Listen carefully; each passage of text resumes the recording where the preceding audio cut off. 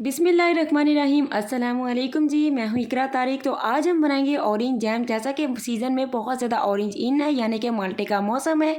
तो आजकल हम बनाने वाले हैं बहुत ही मज़ेदार सा ऑरेंज जैम। तो ऑरेंज जैम को कैसे आप लोगों को बनाना है, कैसे आपको पता चले इसकी कंसिस्टेंसी परफेक्ट है, कैसे आप लोगों ने इसे स्टोर करना है, और ये बहुत ही ज़्यादा मज़ेदार बनेगा। तो चलिए करते हैं जी शुरू। बिस्मिल्लाहिर्रहमानिर्रहीम जी। सबसे पहले आपको यहाँ पर 5 किन्नू यानी कि 5 आप लोगों को माल्टे इस तरीके से ले लेने हैं, और आप लोगों ने इसके बाद क्या करना है, इसको 2 हिस्सों में स्लाइस में कट कर लेना है। तो चलिए मैं बताती हूँ आप लोगों ने इसे कैसे कट करना है। तो लीजिए इस तरीके से आप लोगों ने कट कर लेना है, क्योंकि अब हम लोग इसके निकालने वाले हैं जूस। तो अगर आप लोगों के पास इस तरीके का टूल है जिसमें आप लोग ऑरेंज जूस ईजिली निकाल सकते हैं, या फिर नहीं है तो आप लोग इसमें ब्लेंडर में भी निकाल सकते हैं। यानी कि जिसमें जूस बनाते हैं उसमें ऑरेंज स्लाइस ऐड कीजिए, जूस निकालिए और उसे अच्छे से छान लीजिए, तो आपका ऑरेंज जो जूस है वो ईजिली निकल आएगा। तो चलिए अब आपको मैं बताती हूँ इस टूल की मदद से आप लोग कैसे ऑरेंज जूस को निकाल सकते हैं और कितना निकलेगा वो भी।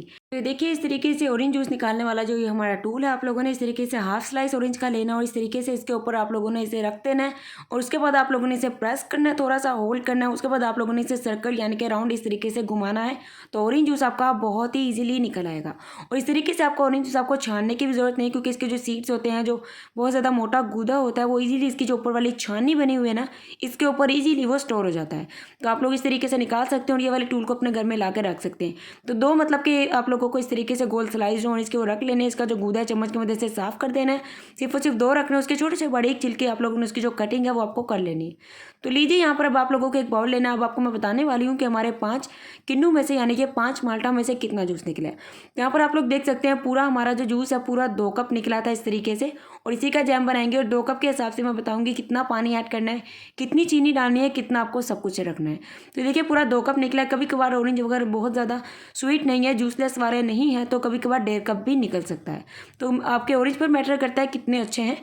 तो लीजिए यहाँ पर आपको मैंने जो बताया था इस तरीके से 2 स्लाइस हमने इस तरीके से खाली कर लिए हैं, और इसे थोड़ा सा मैंने वॉश भी कर लिया है।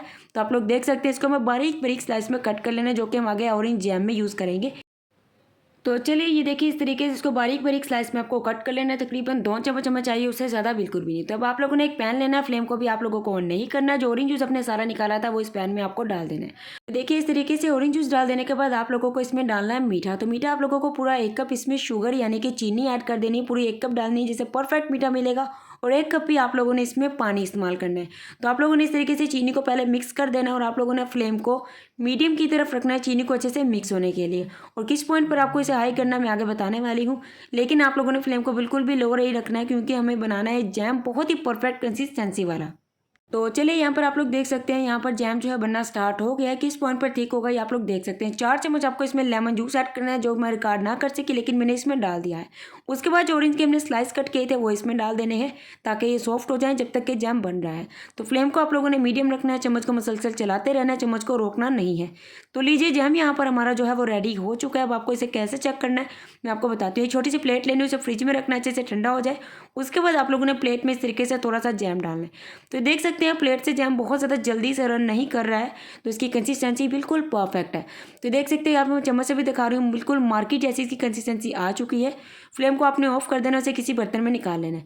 बहुत ज़्यादा पकाएंगे तो हार्ड हो जाएगा। अल्हम्दुलिल्लाह माशाल्लाह माशाल्लाह तैयार है हमारा मज़ेदार होममेड ऑरेंज जैम। तो आप लोग इसकी कंसिस्टेंसी देख सकते हैं, बिल्कुल मार्केट जैसी है, मार्केट से भी बहुत ही अच्छा बनेगा।